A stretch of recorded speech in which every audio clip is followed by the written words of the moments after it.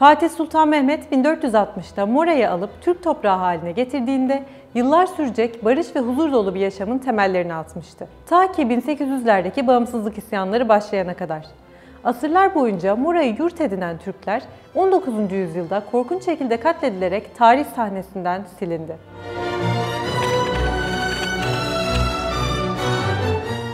Mora ilk kez Yıldırım Bayezid tarafından 1397'de kısmen Osmanlı'ya bağlandı. Ama Fatih İstanbul'u alana dek Bizanslı despotların etkileri yoğun şekilde görülmeye devam etti. 1460'da Fatih Mora'yı Osmanlı toprağı haline getirdi. Fethedilen her yerde yaptığı gibi Mora'ya da Müslüman Türk aileleri yerleştirdi.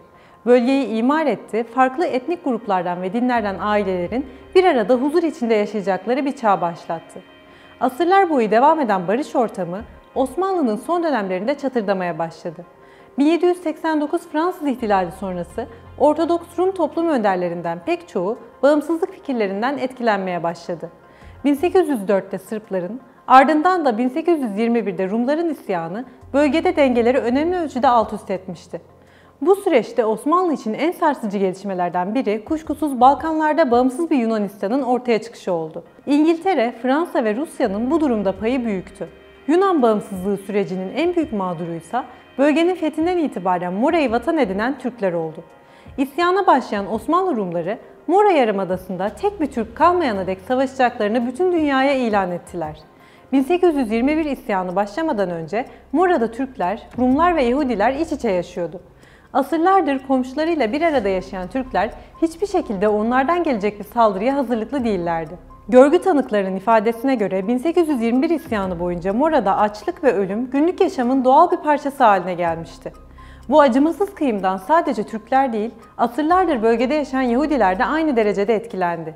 Filiki Eterya örgütünün isteklerine uygun hareket eden Rumlar ilk isyan hareketini Eflak Boğdan'da başlattılar. Rus Çarı'nın yaveri Alexander Ypsilanti liderliğindeki asiler 22 Şubat 1821'de Prut Nehri'ni geçip Boğdan'a gelerek isyan bayrağını açtılar.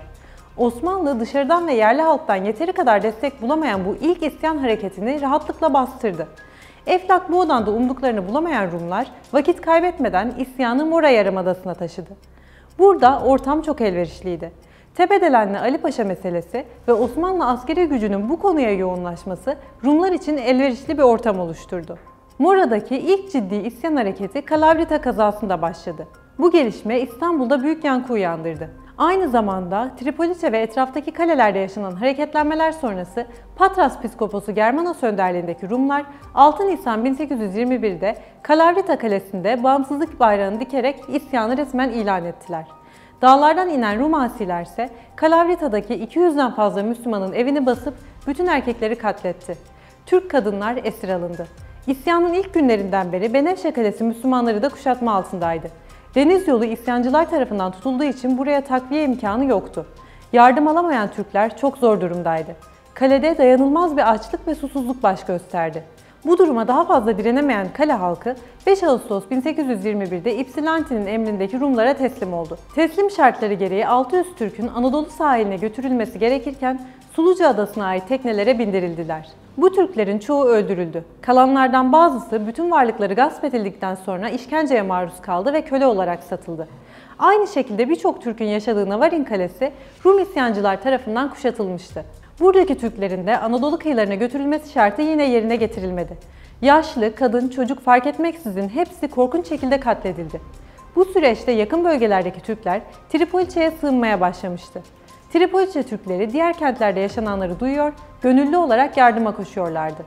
1821 sonbaharında Rumlar yönetim merkezi Tripolice'yi ele geçirerek önemli bir üstünlük kazanmak istiyorlardı. Tarihin en büyük katliamlarından birinin eşiğinde olan Tripolice şehri 5 ay boyunca 50-60 bin Rum tarafından aralıksız kuşatıldı. Kalede yaklaşık 12 bin kadar eli silah tutan adam bulunuyordu. Kuşatma başladıktan bir müddet sonra kaleye yardım için gelen Bayrampaşa, Rum isyancılar karşısında yenilgiye uğradı ve 7 Eylül 1821'de çekildi. Rumlar, kaledeki Türklerin İzmir'e nakledilmeleri karşılığında 5 milyon kuruş bedel istediler. Bu nedenle müzakereler uzadı. Sonunda anlaşmaya varıldı. Buna göre Tripolice'deki Türklerin önce Guston iskelesine, oradan da Arnavutluk sahillerine nakline karar verildi. Ancak teslim şartları görüşülürken şehirdeki Arnavutların lideri de Rum isyancılarla ayrıca gizli bir anlaşma yapmıştı. Bu anlaşma gereği Arnavutlar 10 Ekim 1821 gecesi kale kapılarını açtı. Arnavutlar dışarı çıkarken Rum isyancılar ani bir baskınla şehre girmeye başardı. Şehre giren asiler tarihin en büyük katliamlarından birini gerçekleştirdi.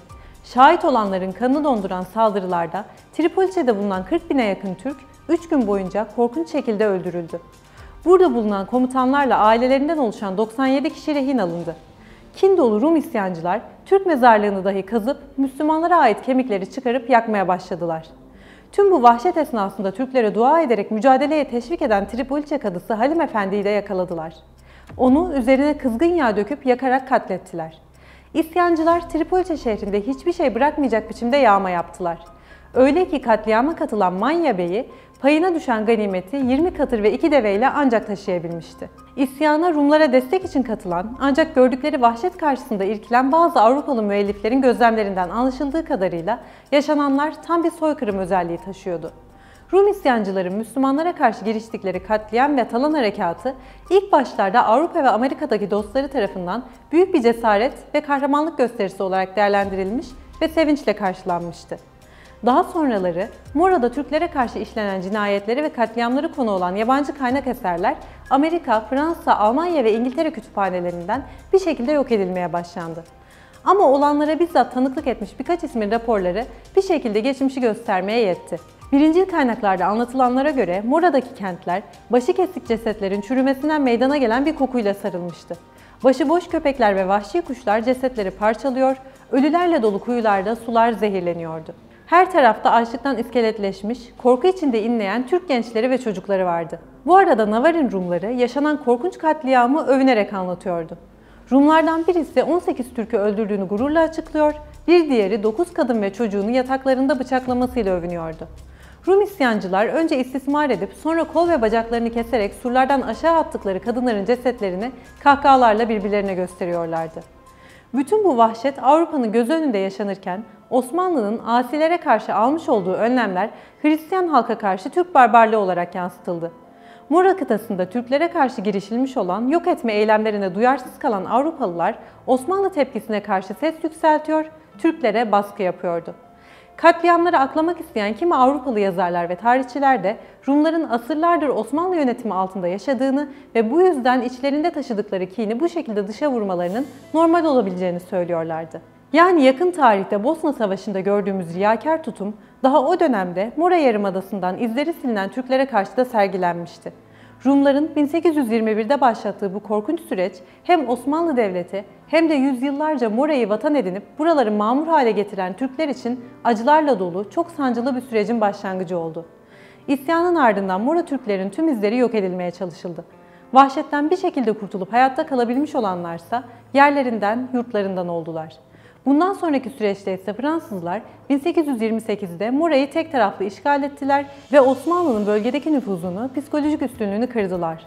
Sonuç olarak Avrupa'nın aydınlanma çağı dediği dönemlerden itibaren tarih yazımından alışkın olduğumuz üzere Mora Türklerinin uğradığı korkunç soykırım Batılı aydınlar tarafından pek de gündeme getirilmedi.